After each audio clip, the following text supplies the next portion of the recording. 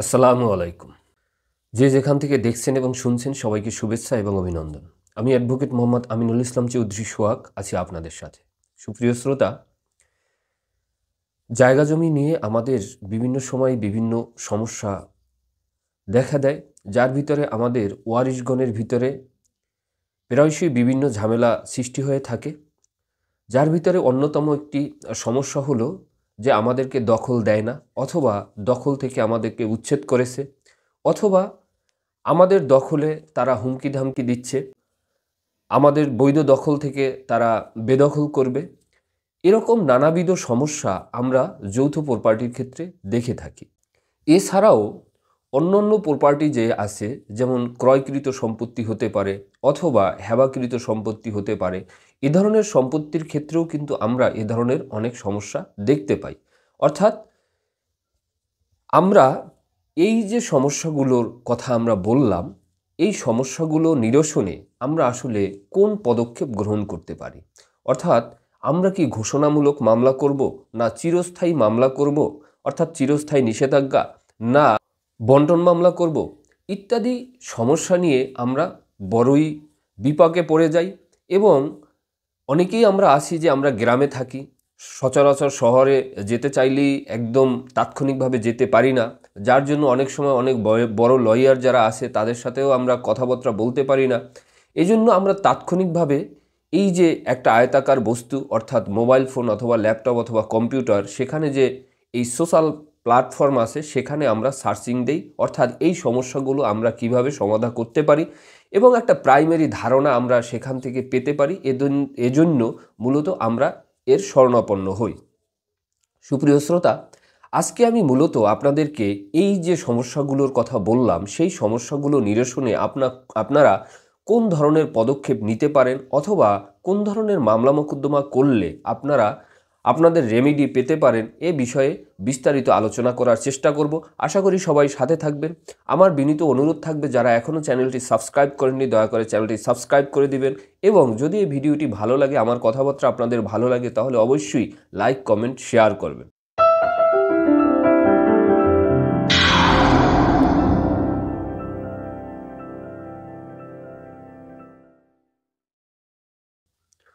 প্রথমেই আসি যৌথ প্রপার্টির ক্ষেত্রে। অর্থাৎ আপনাদের সম্পত্তিটা যৌথ, সেটা হতে পারে আপনার বাবার সম্পত্তি অথবা আপনার দাদার সম্পত্তি, অথবা আপনারা যৌথভাবে উক্ত সম্পত্তি ক্রয় করেছেন।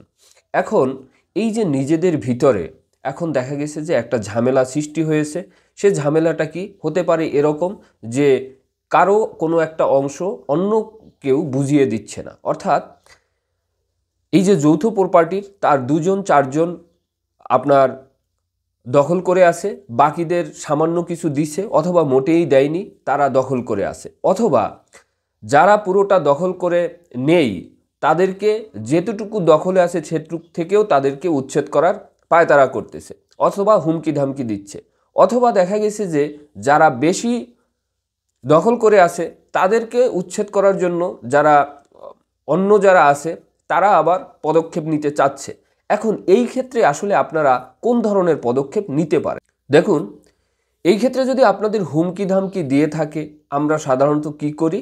আমরা নিষেধাজ্ঞার মামলা করার চিন্তা করি, অথবা নিষেধাজ্ঞার একটা মামলা করি।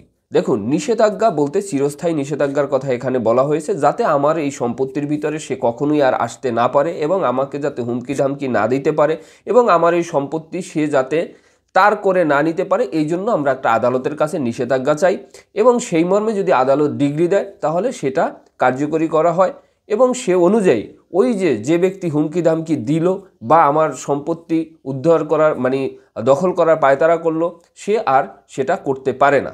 এখন প্রশ্ন হলো, এই মামলাটা অর্থাৎ নিষেধাজ্ঞা, চিরস্থায়ী নিষেধাজ্ঞার মামলা করতে আপনার কিছু শর্ত প্রযোজ্য। এখন সেই শর্তগুলো কি?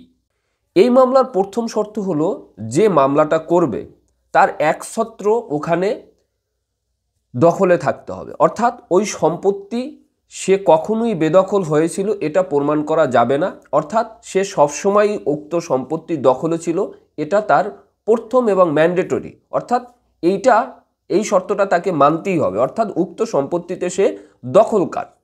বাদী এবং বিবাদী এই একই সম্পত্তিতে একত্রে দখলকার থাকতে পারবে না। যদি একত্রে দখলকার থাকে তাহলে এই মামলার কারণ উদ্ভব হবে না, অর্থাৎ এই মামলা করা যাবে না। 3 নম্বর শর্ত হলো, বাদী যদি সুনির্দিষ্টভাবে তার দখল প্রমাণ করতে ব্যর্থ হয় তাহলে সে এই মামলা টিকবে না, অর্থাৎ তার এই মামলা করা উচিত নয়। আপনি যদি সুনির্দিষ্টভাবে এই আপনার দখল আছে সেটা যদি প্রমাণ করতে ব্যর্থ হন তাহলে আপনি এই মামলায় যাবেন না। এই মামলা আপনার করার দরকার নেই, আপনি অন্য মামলা করবেন।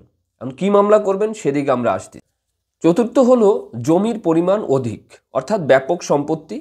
এখানে স্ব সাহাম বন্টন নেই, অর্থাৎ এখানে আলাদা আলাদা যে অংশ সেটা গাওয়া নেই, দলিলেও নেই, অথবা আপোষ বন্টনেরও কোনো সিস্টেম নেই, অর্থাৎ আপোষ বন্টন হয়নি। সেই ক্ষেত্রেও আপনারা এই চিরস্থায়ী নিষেধাজ্ঞার মামলা করতে পারবেন না। এখন প্রশ্ন হলো, তাহলে আমরা এই সম্পত্তি কিভাবে উদ্ধার করব, অর্থাৎ এই সম্পত্তি উদ্ধারে আমরা কি পদক্ষেপ নিতে পারি? যদি এরকম কোনো কিছু ঘটে থাকে তাহলে আপনারা সেই ক্ষেত্রে বন্টন মামলা করবেন। অর্থাৎ যৌথ প্রপার্টির ক্ষেত্রে যদি আপনাদেরকে হুমকি ধামকি দিয়ে থাকে, আপনাকে দখল বুঝিয়ে না দিয়ে থাকে, অথবা আপনার অংশ থেকে যদি বেদখল করে থাকে, অথবা আপনার অংশে আপনি দখলে নেই, আপনাকে যে কোনোভাবে বেদখল করা হয়েছে, অথবা কখনোই আপনি দখলে ছিলেন না, এরকম যদি কোনো ঘটনা ঘটে থাকে তাহলে সেই ক্ষেত্রে আপনারা বন্টন মামলা করবেন। বন্টন মামলা করলে আপনারা আপনাদের সম্পত্তি উদ্ধার করতে পারবেন। এখন আসি, যৌথ প্রপার্টির ক্ষেত্রে আবার অন্যরকমও কিছু সমস্যা দেখা দেয়। কীরকম দেখা যায়?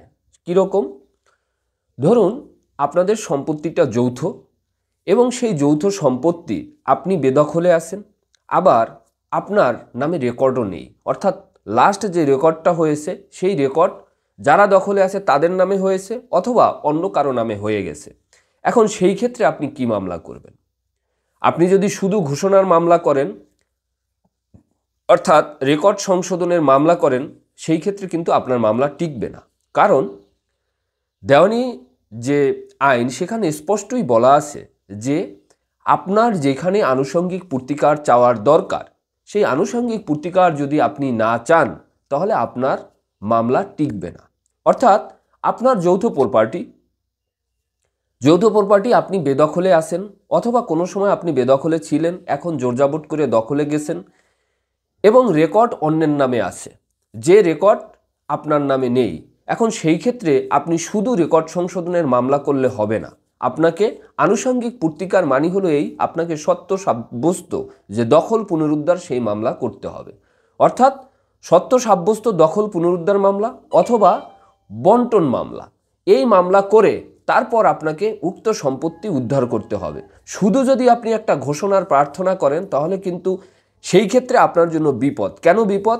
আপনাকে যদি যারা বিবাদী থাকবে তারা যদি এইটা প্রমাণ করতে পারে যে আপনি দখলে ছিলেন না, অর্থাৎ আপনি বেদখলে ছিলেন, তারা দখলে ছিল এবং তারা দখলমূলে মালিক, আপনি কয়েকদিন হয় জোরজাবট করে তাদেরকে দখলচ্যুত করেছেন বা দখলে গেছেন, অথবা আপনি কখনোই দখলে ছিলেন না এবং এখনও দখলে নেই, এরকম যদি ঘটনা ঘটে থাকে তাহলে কিন্তু আপনার মামলা খারিজ করে দিবে। কারণ এই যে আপনার যেটা চাওয়ার দরকার ছিল আপনি সেটা আদালতের কাছে প্রার্থনা করেননি, আপনি প্রার্থনা করেছেন শুধু রেকর্ড সংশোধনের, এই জন্য আপনার মামলা টিকবে না, আপনার মামলা বাতিল হয়ে যাবে।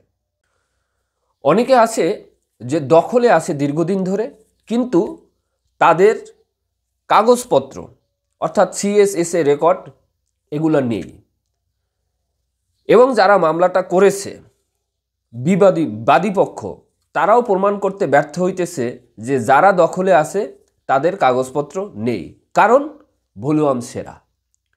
অর্থাৎ যাদের এই ধরনের প্রবলেম যে আপনার মামলা চলমান আছে, আপনি ভলিউম ডাকালেন কোর্টের মাধ্যমে, কোর্টে ভলিউম হাজির করা হলো, কিন্তু দেখা গেল যে ভলিউম সেরা অথবা ডেস্ট্রয়েড, সেই ক্ষেত্রে যারা দখলে আছে তারা বেনিফিট হবে। অর্থাৎ যারা দখলে আছে তাদের পক্ষে রায় যাওয়ার সম্ভাবনা খুবই ব্যাপক। আবার দেখা যায় যে অনেকে দেওয়ানি আদালতে ঘোষণা মামলা করেছেন, সেটা বেদখল হয়ে আছেন সেই ক্ষেত্রে, কিন্তু এই ক্ষেত্রে কিন্তু আপনি এই ঘোষণার মামলা করতে পারবেন না। অর্থাৎ আপনাকে কিন্তু করতে হবে দখল উচ্ছেদের মামলা, অর্থাৎ দখল পুনর্বহালের মামলা, বা আপনাকে যারা আপনার সম্পত্তি যারা জোর করে দখলে আছে সেই সম্পত্তি থেকে তাদেরকে উচ্ছেদের মামলা করতে হবে। এখন সেই ক্ষেত্রে যদি আপনি শুধু ঘোষণার মামলা করেন তাহলেও কিন্তু আপনার মামলা টিকবে না।